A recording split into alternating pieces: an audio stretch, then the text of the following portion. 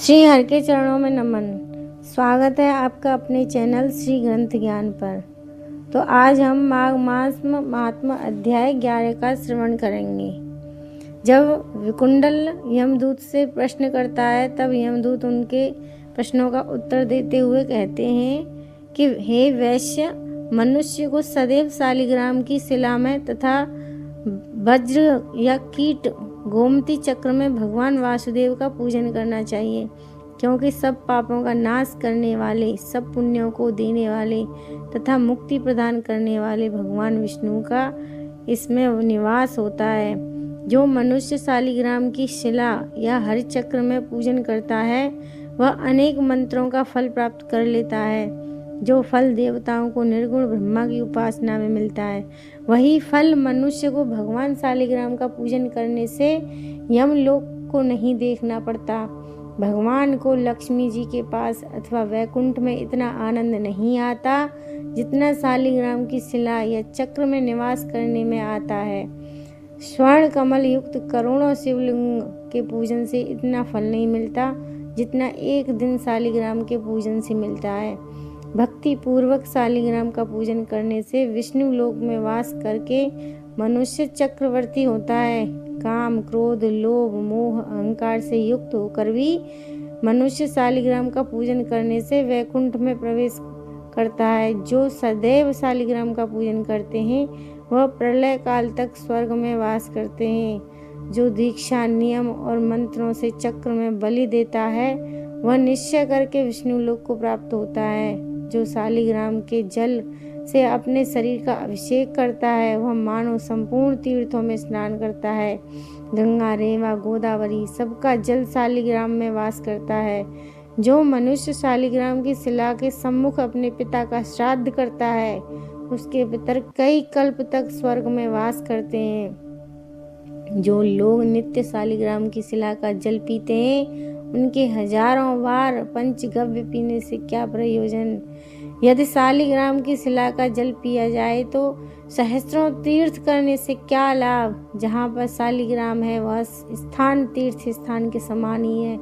वहाँ पर किए गए संपूर्ण दान, होम करोड़ों गुना फल को प्राप्त होता है। जो एक बूंद भी शालिग्राम का जल पीता है वह माता के स्तनों का दुग्ध पान नहीं करता, अर्थात गर्भाशय में नहीं आता। शालिग्राम शिला में जो कीड़े मकोड़े एक कोस के अंतर पर मरते हैं वह भी वैकुंठ को प्राप्त होते हैं। जो फल वन में तप करने से प्राप्त होता है वही फल भगवान को सदैव स्मरण करने से प्राप्त होता है। मोहवश अनेक प्रकार के घोर पाप करने वाला मनुष्य भी भगवान को प्रणाम करने से नरक में नहीं जाता। संसार में जितने तीर्थ और पुण्य स्थान हैं भगवान के केवल नाम मात्र के कारण से प्राप्त हो जाते हैं। माघ मास महात्मा अध्याय 11 समाप्त।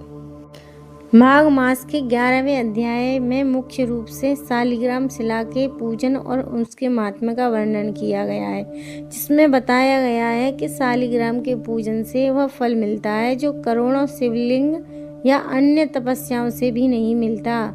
यह व्यक्ति को वैकुंठ लोक ले जाता है और उसके पितरों को भी स्वर्ग प्रदान करता है तथा इसके जल से अभिषेक करने पर व्यक्ति सभी तीर्थ में स्नान करने का फल पाता है। यह अध्याय माघ मास के महत्व को दर्शाता है कि इस मास में शालिग्राम पूजन से कितना पुण्य लाभ मिलता है।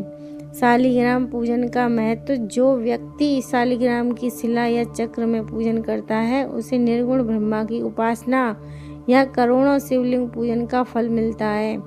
पाप मुक्ति और वैकुंठ की प्राप्ति होती है। शालिग्राम का पूजन करने से मनुष्य काम, क्रोध, लोभ, मोह और अहंकार से युक्त होने पर भी वैकुंठ में प्रवेश करता है और प्रलय काल तक स्वर्ग में वास करता है। शालिग्राम के जल से शरीर का अभिषेक करने से मनुष्य मानो सभी तीर्थों में स्नान कर लेता है, क्योंकि गंगा, रेवा, गोदावरी आदि सभी नदियों का जल उसमें वास करता है। शालिग्राम शिला के सामने श्राद्ध करने से पितर कई कल्पों तक स्वर्ग में रहते हैं और इस शिला का जल पीने से भी कई बार पंचगव्य पीने का लाभ मिलता है।